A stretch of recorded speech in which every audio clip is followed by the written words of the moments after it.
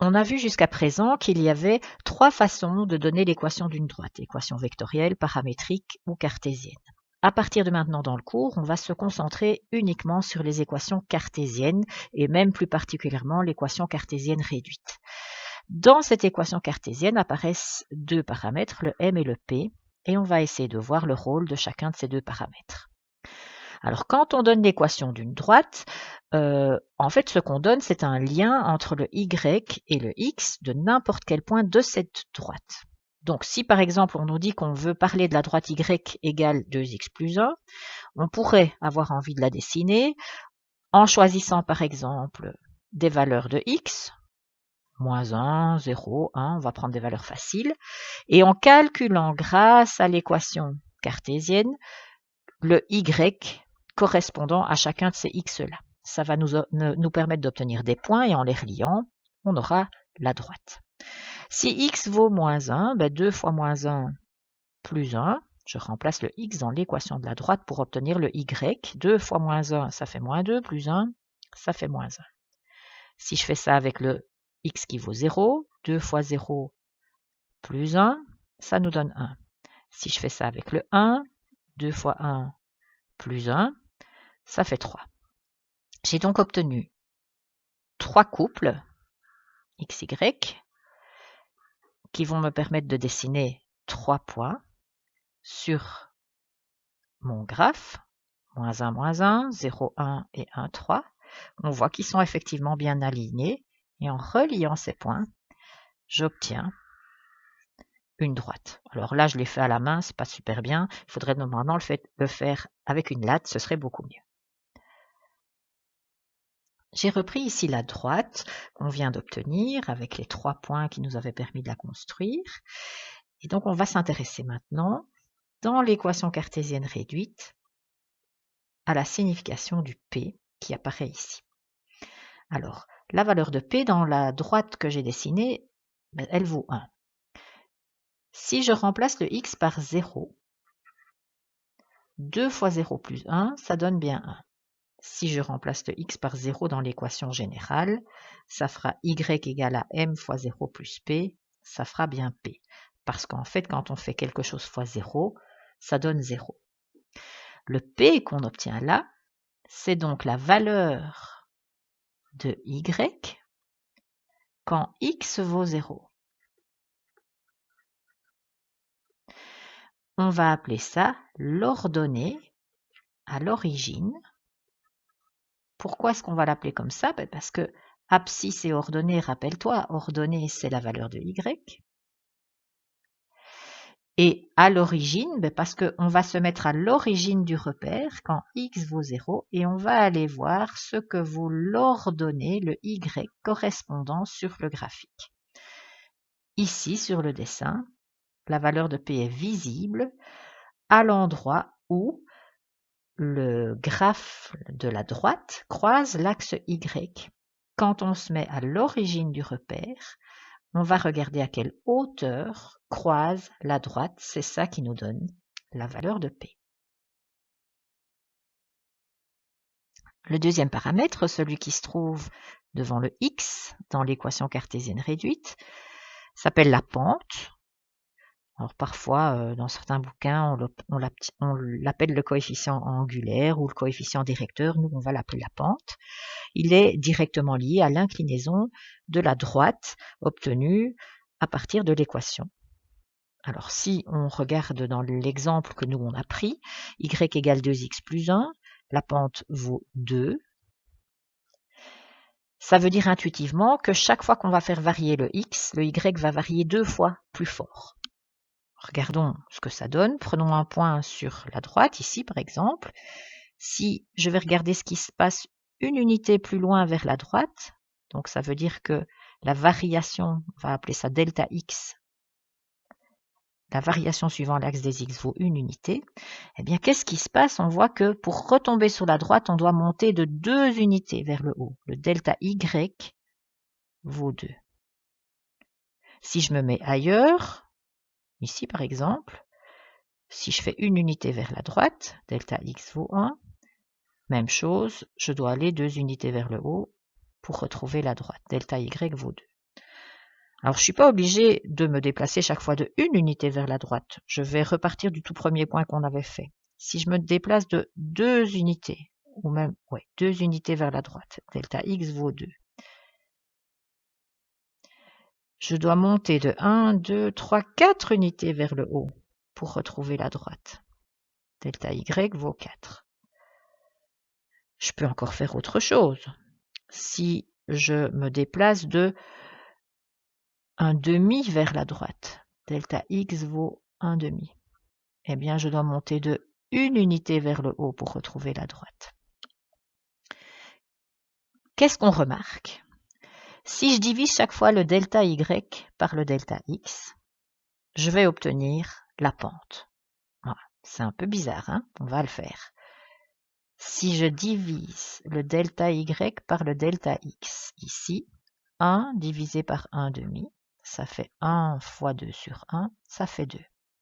C'est la pente. Si je divise le delta y par le delta x, ça fait 2 sur 1, ça fait 2, c'est la pente. Même chose pour l'autre rouge, hein, je ne vais pas le refaire. Si je prends ceux en bleu, si je divise le delta y par delta x, ça me fait 4 sur 2, ça fait 2, c'est la pente. Donc on voit que la pente s'obtient en prenant 2 points n'importe où sur la droite et en divisant la variation de hauteur par la variation de la position en x de ces 2 points. Quels que soient les points qu'on choisit, c'est comme ça qu'on va calculer la pente. Donc, si on connaît 2 points d'une droite, qu'on a leurs coordonnées, xa, ya, xb, yb, pour trouver la pente de cette droite, on va faire la soustraction d'yb et d'ya, ce qui va nous donner delta y. On va faire la soustraction de xb et de xa, ce qui va nous donner ce qu'on appelle delta x. Et en faisant la division de delta y par delta x, on va obtenir la pente. Quels que soient les points qu'on a choisis sur la droite, c'est cette opération-là qui va nous donner la pente. Alors voyons maintenant le lien entre le signe de m et l'inclinaison de la droite. Alors, si on a une droite qui monte, je vais prendre 2 points dessus. Le xa est plus petit que le xb, donc ça veut dire que xb moins xa va être positif. Le delta x va être positif. Le ya est plus petit que le yb. Et donc, quand on va faire delta y, c'est-à-dire yb moins ya, on va aussi obtenir quelque chose de positif. Donc, ça veut dire que la pente, qui va être égale à delta y sur delta x, va être un nombre positif sur un nombre positif. C'est un nombre positif. Une droite qui monte correspond à un m positif. Alors, qu'est-ce qui se passe si la droite descend? On s'attend bien à ce que ce soit le contraire, mais on va bien voir qu'effectivement c'est le cas. Si on a une droite qui descend, je prends un point A et un point B. Le xa est toujours plus petit que le xb, donc ça veut toujours dire que le delta x sera positif. Par contre, le yk est plus grand que le yb, et donc quand je vais faire delta y, c'est-à-dire yb moins ya, je vais avoir une soustraction, je vais avoir un résultat négatif. Je vais enlever un nombre plus grand à un nombre plus petit. Ce qui fait que la pente, delta y sur delta x, va être un nombre négatif divisé par un nombre positif, c'est-à-dire un nombre négatif. Une pente négative correspond à une droite qui descend, une droite décroissante. Ce qu'on vient de faire permet de calculer la pente d'une droite dont on connaît 2 points. On ne connaît pas toujours 2 points de la droite. Parfois, ce qu'on connaît par contre, c'est l'angle que cette droite forme avec l'horizontale. Cet angle, on le retrouve dans le triangle rectangle que je viens de mettre en évidence en rose. Et ce qu'on voit dans ce triangle rectangle, c'est aussi le côté delta y et le côté delta x dont on vient de parler. Alors, remettons tout ça ensemble. Je suis dans un triangle rectangle, le rose. Je sais que, par ailleurs, la valeur de la pente s'obtient en faisant delta y sur delta x. Mais dans ce triangle rectangle, delta y n'est rien d'autre que le côté opposé à l'angle alpha.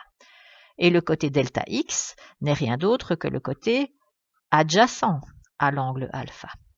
Et je sais que dans un triangle rectangle, puisque c'est bien un triangle rectangle, je rappelle, côté opposé sur côté adjacent, SOHCAHTOA, vous vous souvenez, côté opposé sur adjacent, c'est la tangente de l'angle. Et donc, si je ne connais pas 2 points, mais que je connais l'angle alpha formé par la droite et l'axe horizontal, angle formé par la droite et l'axe horizontal, eh bien, si je connais alpha, alors la pente de cette droite peut aussi se calculer en calculant la tangente de l'angle alpha. Alors, en résumé, quand on a l'équation cartésienne réduite d'une droite, y égale mx plus p, le p s'appelle l'ordonnée à l'origine, je noterai OO, et il correspond à la hauteur à laquelle la droite croise l'axe y. C'est la valeur de y quand x vaut 0.